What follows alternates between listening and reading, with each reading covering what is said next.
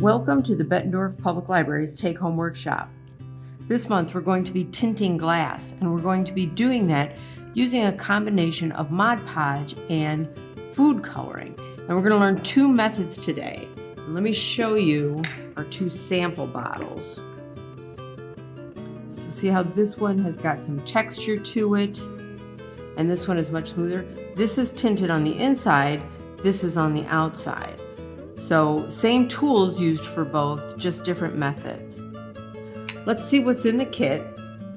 You're going to find a small bud vase, all different shapes and sizes. You have some Mod Podge, and this is a matte Mod Podge. You can do it with a gloss too if you decide to pursue this and do more. You have some food coloring. So we gave you blue and yellow. I was shooting for the idea of maybe a sea glass sort of look.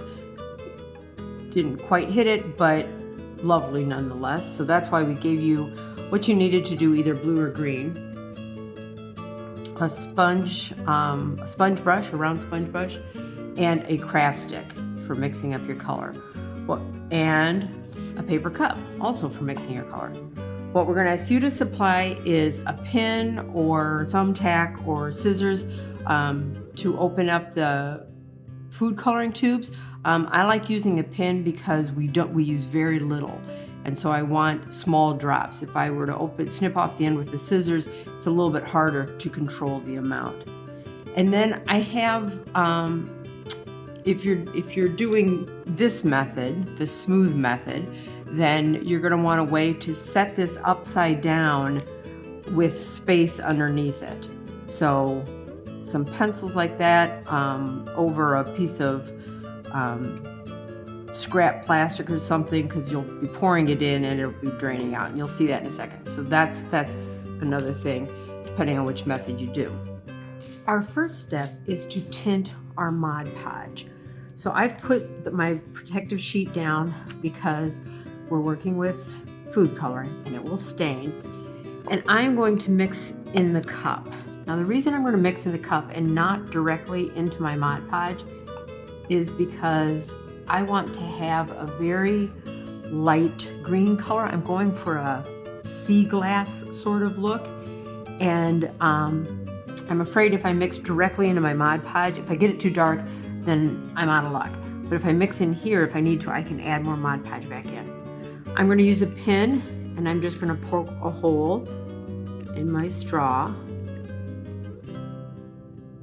And I'm going to start with the blue first. I'm just going to squeeze out one drop. Now, you could use scissors to trim the edge off your straw, and you can squeeze out one drop at a time, but they're bigger drops. And I just want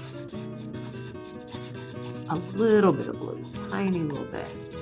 And I'm going to mix it really well. I don't want it to look swirly or anything like that. I want it to be a nice, smooth color.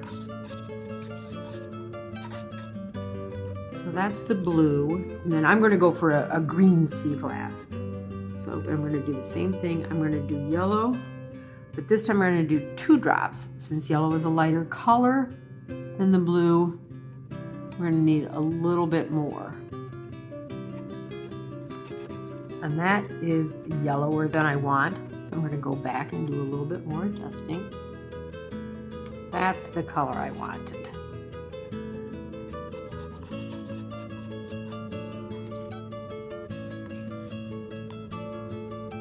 A nice pale, almost kind of a sage green I was looking for. Of course, if you want to do like a red or an orange or something like that, you certainly can. If you have food coloring at home, any food coloring will do. So we're going to take our Mod Podge, set it off to one side. Then I'm just going to take my sponge and I'm just going to dip,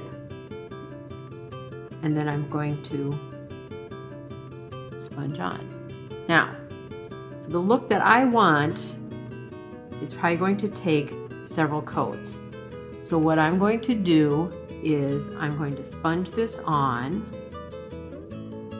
and then I'm going to let it sit overnight.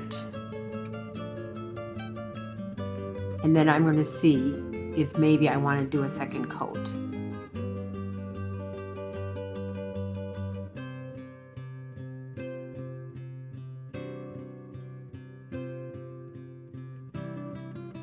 I'm going to leave my bottom clear so that I have a base for it to sit on and dry, because I want to tint the neck of this too.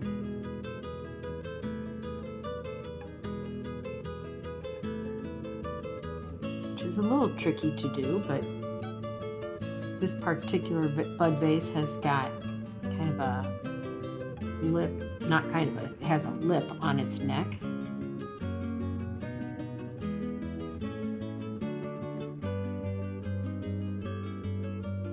I'm making sure every bit is covered, and then I'm going to just go back in and do another little pounce with this so that my coverage is even, so I don't have thicker paints in some spots than others, and so that I don't have bubbles in my paint.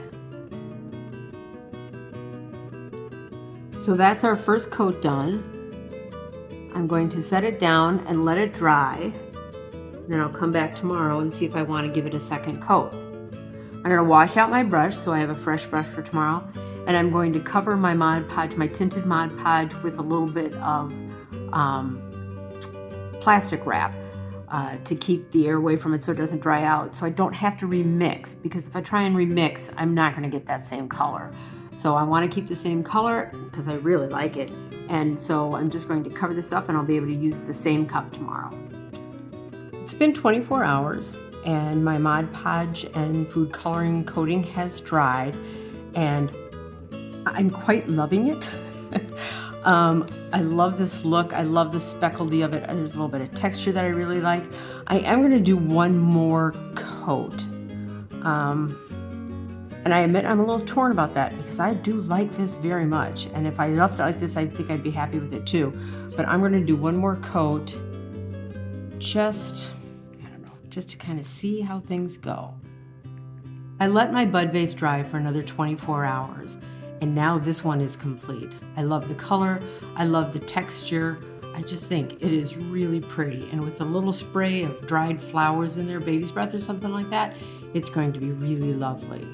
So let's go ahead and try the pour and dump method and see how that one works. For this one, the beginning steps are the same. You're going to want to tint your Mod Podge just the same way you did before in the cup, so that it gives you more control over lightness and darkness, and mix it up very, very well.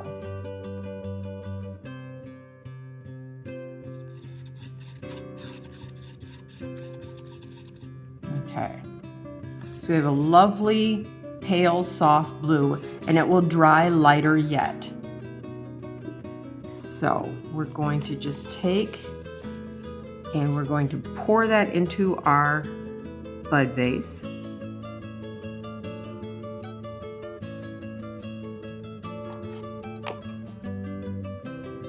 And then I'm just going to swirl it around.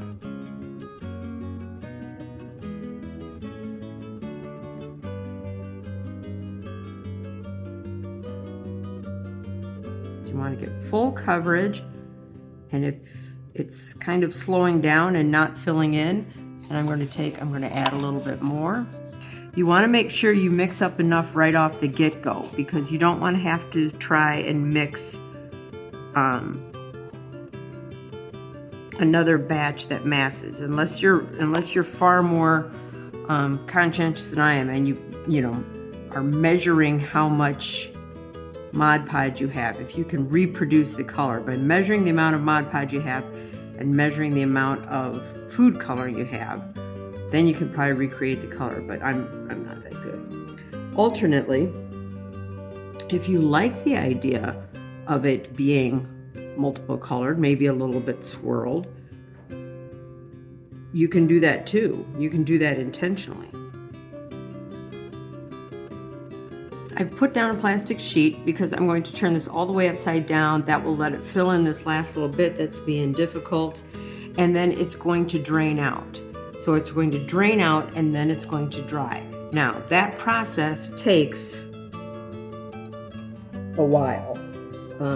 When I did my test one, it dried in about 24 hours, but then it dried all the way, like thoroughly to this color over the course of, I would say, maybe a day or two.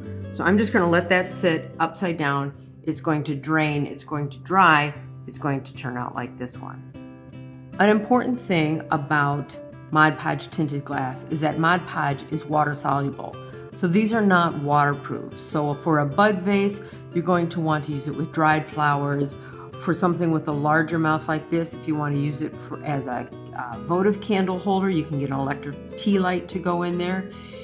You can seal this if you have a spray sealant. You'd be able to spray on the outside and seal that and give it a little bit more durability when it comes to the water solubility. We would love to see your tinted glass. Please share it with us on social media. And we'd like to thank the Bettendorf Public Library Foundation for sponsoring this take-home workshop.